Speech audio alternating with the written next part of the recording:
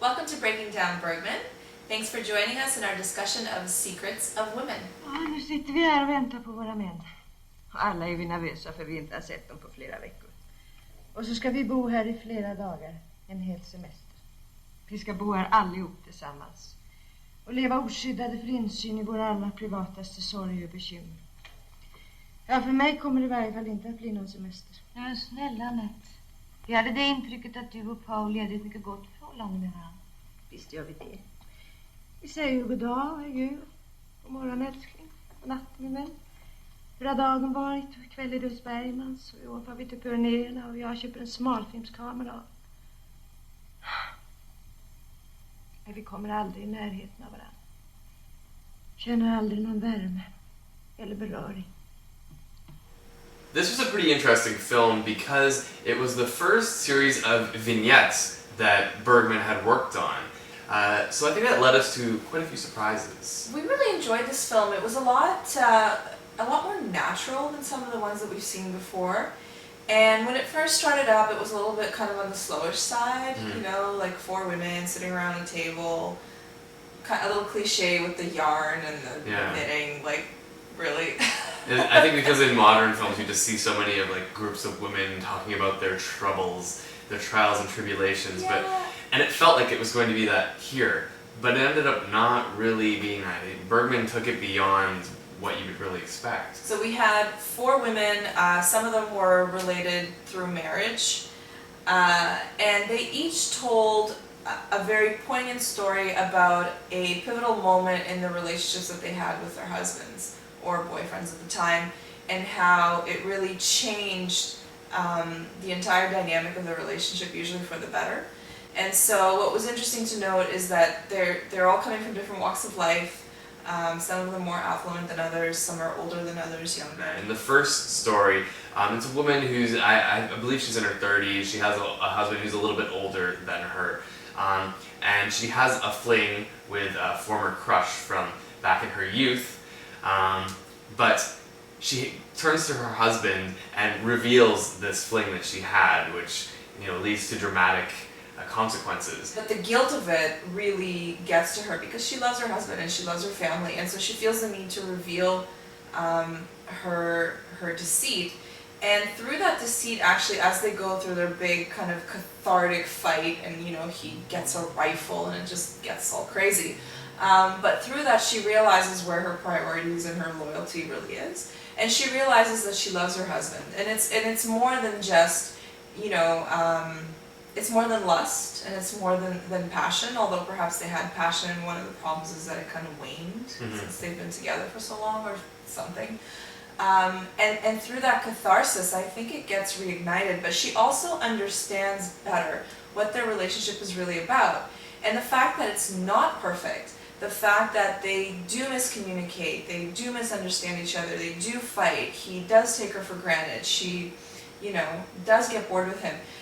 On the one hand, those things are all negative, but if you face them and you can get over them, then you've reached a new plateau in the relationship that is infinitely more fulfilling than just, you know, shacking up with someone in a cabin. The second film, a woman becomes pregnant out of wedlock and grapples with the decision of... Okay, ladies, it happens in Paris. Come on. Okay. If you're going to have an affair anywhere when you're single and young, it's going to be in Paris. Well, she grapples with whether she's going to tell him and how this relationship goes from there, right? And when she decides that she's going to tell him about it and then hopefully take their relationship past just the fling romantic summer stage, he gets confronted by his wealthy family who says, you know, either own up to your responsibilities or lose your inheritance. And he's like, well, I can't keep up with you anymore because I kind of like my inheritance, so let's call it what it is. Meanwhile, on the tip of her tongue, she's been trying to tell him she's pregnant. So she says she doesn't disclose anything. She decides to raise the baby on her own, but then he belatedly realizes he loves her, wants her back, finds out she's pregnant, she won't take him back. So basically he had to grow up a lot and to communicate that to her, and she had to accept him.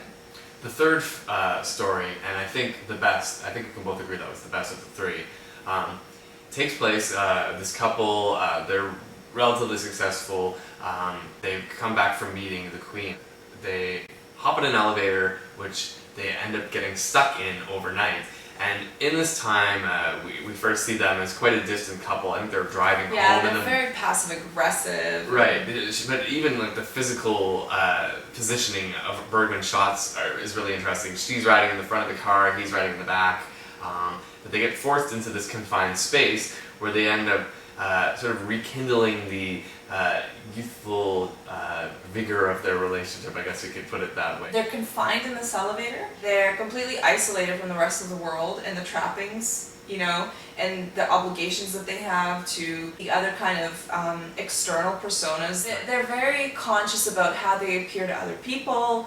And so here in the elevator, they're completely isolated, they're alone, they only have each other. And at first, they're still playing that game of I'm so-and-so, I'm important. Even in front of each other, where really between man and wife, after 15 years of marriage, as they say, that's where you should have the most honesty. It's the person who should know you best. And they actually, she says, I've hired a private detective. I've had someone, you know, following you for 2 years. I know who you've been with. I know where you've been. And finally, when they own up to it, they drop those masks and they're more vulnerable in front of each other. And they allow for this kind of comic humor, this banter in between of them, which is a little bit biting and a little bit sexy at the same time.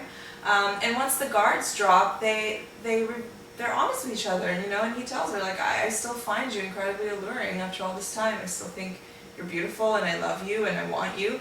And it's this great, you know, half funny, half erotic, like half real moment that's too many halves. I'm an English major. It gives Bergman his first chance to be funny.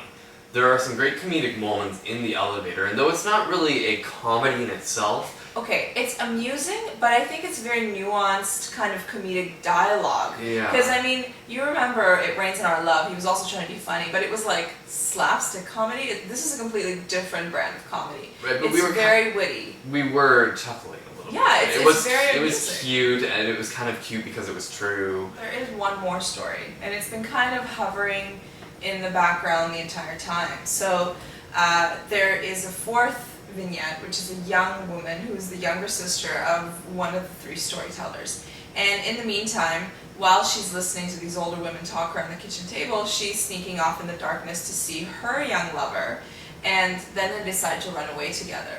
So, you know, being headstrong and young and in love, they gather all their little stuff in a sad little suitcase and get into a rickety boat.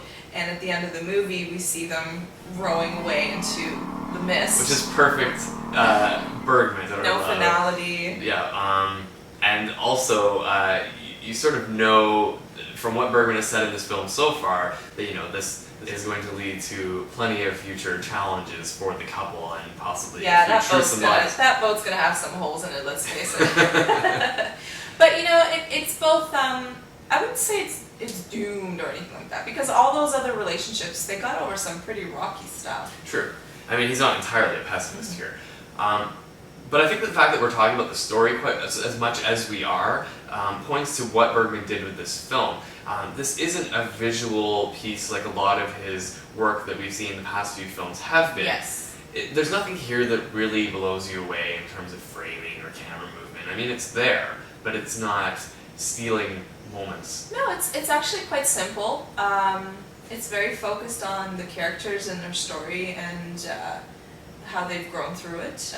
Very simple message. I think what really impressed me most about the film is his complete focus on women, you know, and the reality of women and how they deal with their reality and kind of how they approach it.